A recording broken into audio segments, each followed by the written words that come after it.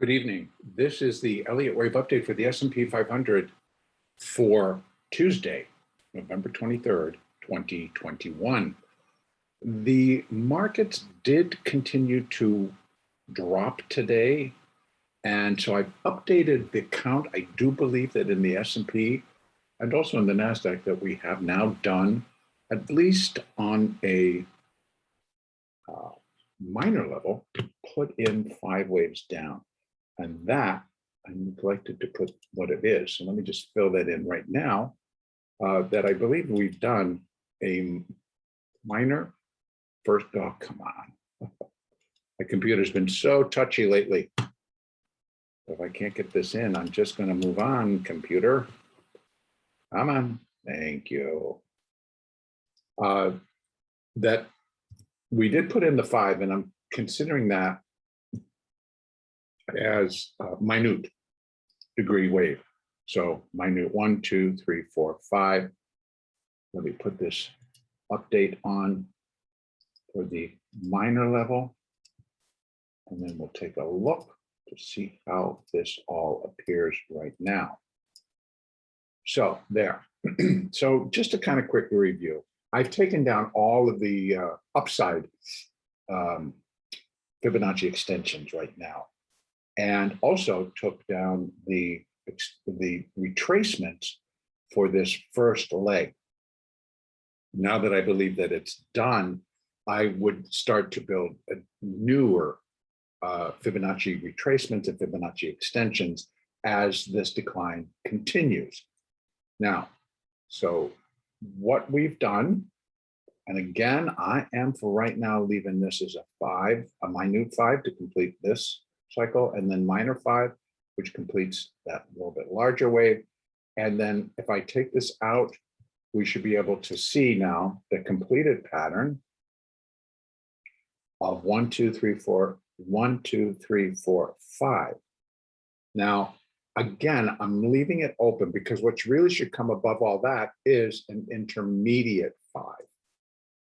But if for some strange, bizarre reason, the markets decide no, that actually what this is just all of a minor wave 1 of intermediate wave 5, then there's double the size of upside that we can expect. I am not anticipating that at all at this stage, but because there's still a lot of talk out there that could push more money back into this market. And we're really doing now is we're working our way towards the end of November. So I would imagine that we've got some position adjusting. We've got things that'll go on up until the 30th.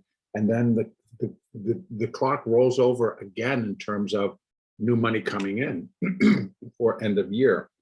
And so I have to, in my own mind, leave open that possibility that that's actually what could take place.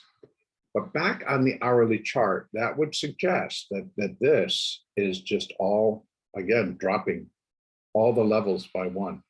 That this, instead of being a minor 3, is actually, a minor 3 is actually just probably a minute 3, minute 4, minute 5. And it's a minor 1.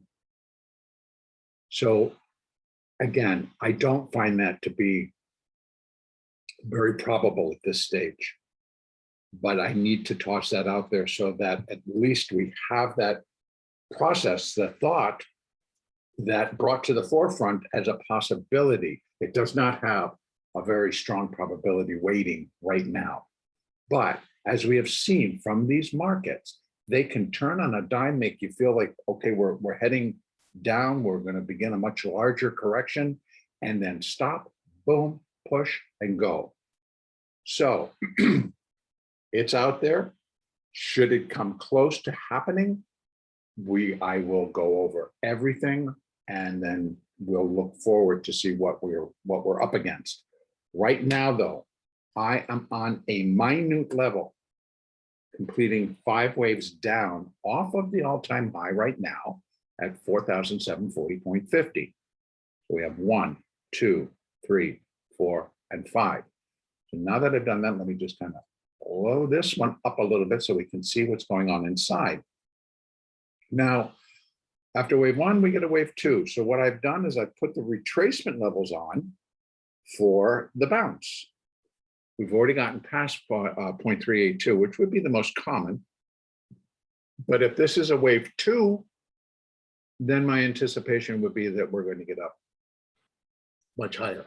We should get up to the 50% level, if not up to the 618, and possibly even back towards 4,700. That would be a wave 2.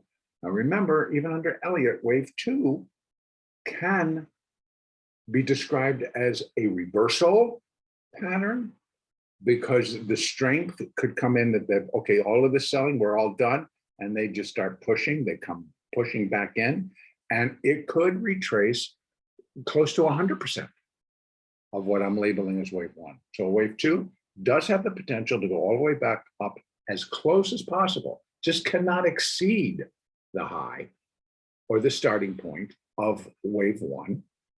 Cannot exceed it, because then it's not a wave 2. It's not a corrective wave. It's a new advance in this case. So right now I can count 1, 2, 3.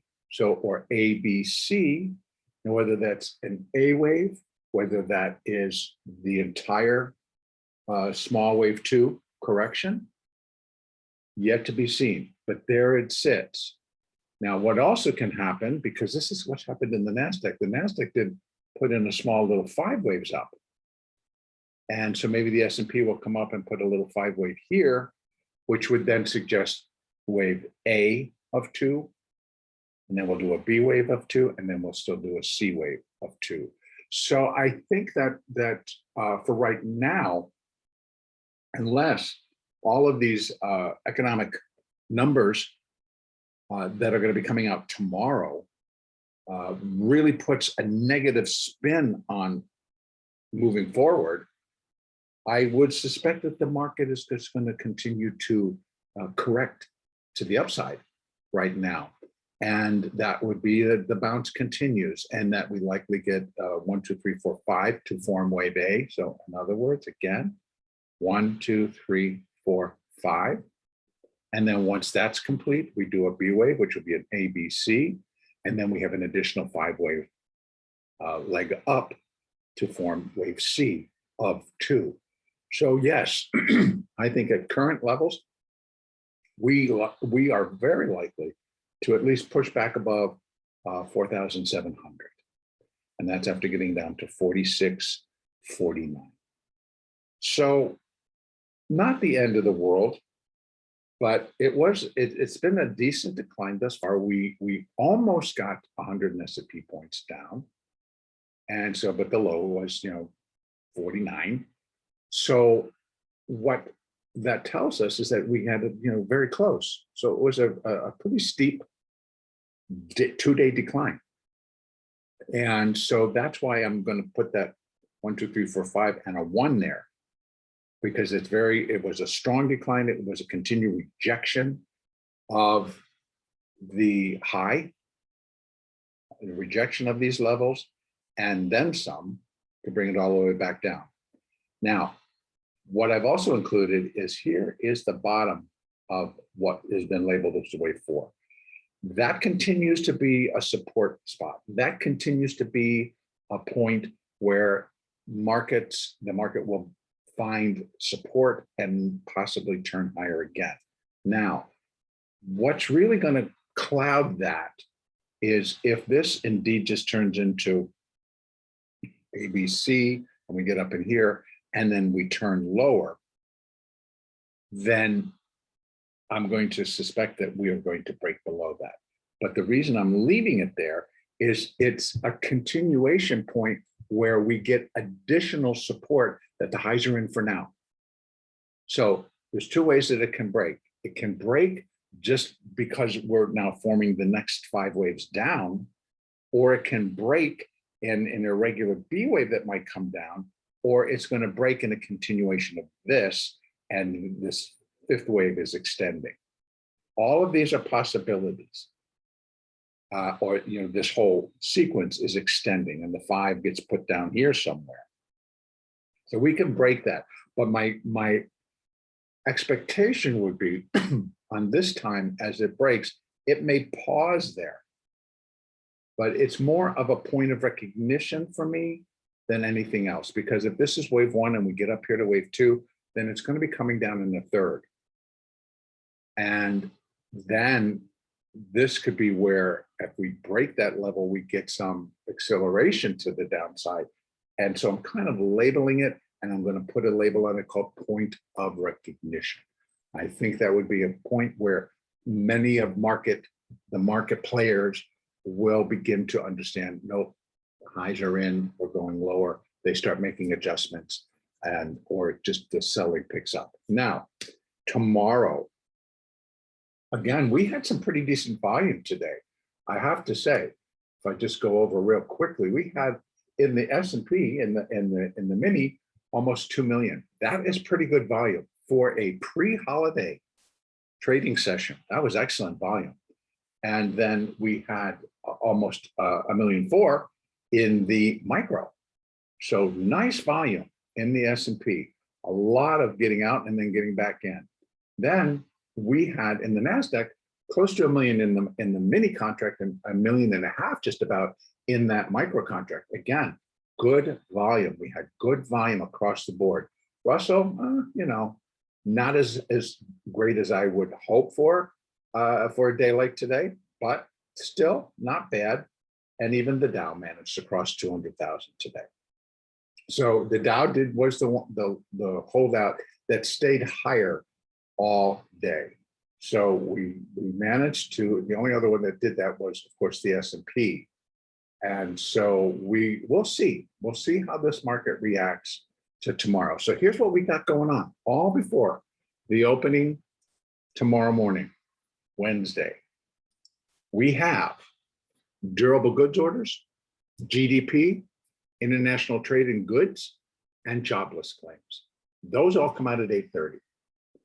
And they're all market moving numbers, economic figures. So we could get some action. We could get some solid play here, and all before we even get our own session started. Then further into the session at 10 o'clock Eastern, we have new home sales, personal income and outlays, and consumer sentiment. Now, consumer sentiment might be a little bit stronger because lately it's not been much of a market mover, but the consumer is going to have a little bit more to say, I believe. So we're going to wait and see. But so we've got 7 pretty large economic figures, economic numbers to come out between just an hour before the opening to a half hour after the opening. And then at 10:30 Eastern, we have the EIA petroleum, EIA oil, crude oil numbers. And that, I don't know how much of that's actually going to have on the equities other than the energy sector, the oil sector in particular. So we do have some major numbers coming out. And then, of course, Thursday is a Thanksgiving holiday, and then Friday is a half day. So tomorrow, I am expecting even not as high of a volume as we saw today. So I think today what we saw was a lot of people wrapping up positions, getting everything all neat and tidy so that they could take tomorrow, Thursday, and Friday off, and then come back next Monday for, just to come back into the market. So that may have been one thing that was happening today. It's kind of putting everything into a neat package, getting flat, getting even, whatever. So I am anticipating that we likely won't see as strong a volume as we did today. And if that holds through, these numbers could really jack the market around up and down as reactions are put in and larger players come in to execute larger orders, either to the buy side or to the sell side. So I think that we could get a really free-flowing move in either direction, depending on what these numbers show. So for tomorrow, I do continue to believe that we will continue to bounce And it should come in the form of a wave 2. Here are the numbers. Here are the Fibonacci retracements. So we have right now, we're sitting just right at 0.382, and that's at 46.84. Then we have 46.95. Then we have 47.05 and then 47.13. Now remember, they could go higher. They could go higher. So we have continued support, resistance at 47.23, 47.29, and then of course, right up here. I really don't want to see this make a challenge to that high. Not at this stage. It would really kind of present that other case that I was just describing, that the markets do turn, they come back, and they just resume this buy, and buy. It's not first on my list, but it's out there, and I have to really include it. The last thing I want any of us, including myself, is to be blindsided by what a market decides it's going to do. If we're really expecting a larger decline to continue, and it turns and puts in this very strong rally, that really tosses a lot of things just into confusion. So I am leaving it out there as a possibility. The market does still have that potential, even though I can count 5 waves down off of that high on the hourly chart. So I'm getting more confirmation off today's low that that high should stay in place. But as I've said, stranger things have happened. Okay, so I'm going to leave it all right there. Continue to trade along with your moving averages. They really do guide, particularly when we're using them on those smaller time frames. They guide them, your trade, and they guide what the market is likely going to be doing. Here we are on the 5-minute, and I'm just going to open this up so we can see.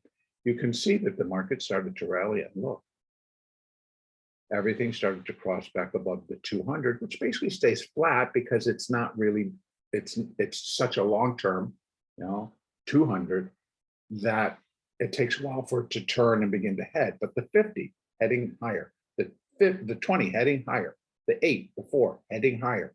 They're cresting because the market seems to be cresting a little bit, but the 20 is still strongly higher. So if downside activity begins, then we're looking for it to first to break the 4 and the 8, then to break below the 20. And on a 5-minute chart, it needs to close below the 20 to start to show weakness and more downside action. Then if it breaks here and closes below here, then I'm looking for a move down to 46.76 or wherever this happens to be by the time this would happen. And then right below that, we have 46.75, which is the 200. Then we're looking for these support levels. Then we're checking things out as things start to come off. Then we're sitting back down here at 46.49. And then we have that additional number below. So a lot of things can happen. Follow the moving averages. Look for them on the 5, the 2, and a 1 minute, which is what I use for day trading. If they're in alignment, whether your 5, your 2, and your 1 are all pointing, these are all rising, then you need to go with it and you need not fight it. And what you will then look for is for the market to give you, through price action, the market is going to turn. Either price action to turn higher or price action to turn lower. Right now, we'd be looking for it, if the market's going to go anywhere, that we're looking for it to continue higher, maybe up to this level, and then turn. But again, you're going to get it by first on your shortest term time frame, like a 1 or a 2-minute chart. It's going to start to break the 4 and the 8. Then you're looking for the 20. Then you're going to go look over at your 5 to see what it's doing. Then I also have the Elliott count that I'm using, and I can check in to see. You can see that this is like probably an A, a B, and a 1, 2, 3, 4, 5. That's a C wave. It all looks pretty good to me right now. So if indeed this is the 2, then those numbers aren't going to be very good that have come out tomorrow, and they're just going to sink it. Yet to be seen. That's one of our possibilities. It sort of does look like a little bit of a flag, and we could drop, but they're not doing it yet. So again, be patient, let the market tell you. This is where I'm going to leave it. And so trade smart, use the moving averages, use the Fibonacci, use the Elliott counts.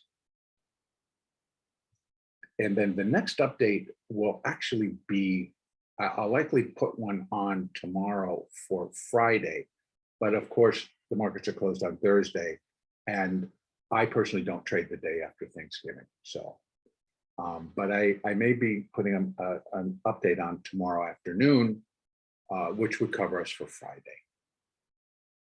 I wish everybody a very happy Thanksgiving. Be safe, and we'll be talking soon.